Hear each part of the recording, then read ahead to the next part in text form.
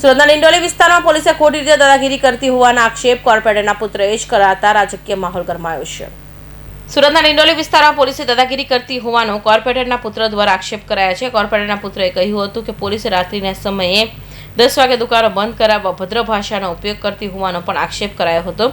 તો કોર્પોરેટર સુધાકર ચૌધરીના પુત્ર રાહુલ ચૌધરીએ કરેલા આક્ષેપોને લઈ ચકચાર મચી ગઈ છે।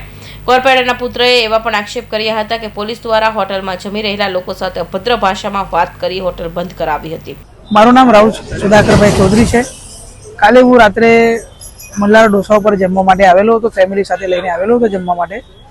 તો 10 વાગ્યાને 5 મિનિટ પર ડિંડોલી ડિસ્ટાફ આવ્યું, પીએસઆઈ સાહેબ બી હતા અને આવ્યા પછી ફટાફટ રેસ્ટોરન્ટ બંધ કર્યું અને એ લોકોએ સામેવાળા વ્યક્તિએ બી રેસ્ટોરન્ટ બંધ કર્યું, લાઇટ બાઇટ બધા બંધ કરી દીધા અને અભદ્ર એવી ભાષાનો ઉપયોગ કરતા હતા, સીટી બી વગાડતા હતા।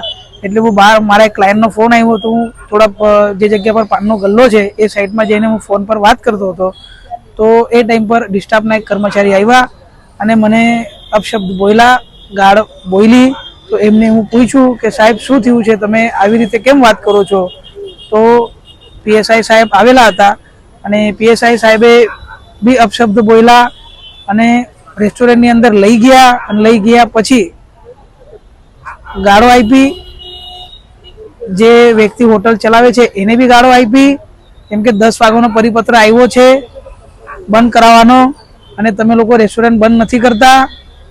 જો કે 10 વાગીને 5-7 મિનિટે સાહેબના કહેવા મુજબ આપણે રેસ્ટોરન્ટની એટલે આ લોકોએ રેસ્ટોરન્ટની બધી લાઇટ બંધ કરી મૂકેલી હતી અને તો છતાં જે ઓનર જે છે એની સાથે ગાળગોળો કાલે થઈ છે અને પછી જે લોકો જમતા હતા જમતા એ લોકોને ખરાબ એવા શબ્દ બોલતા હતા અને એ લોકોને જમતા ઉઠાડવામાં બી આવ્યું છે।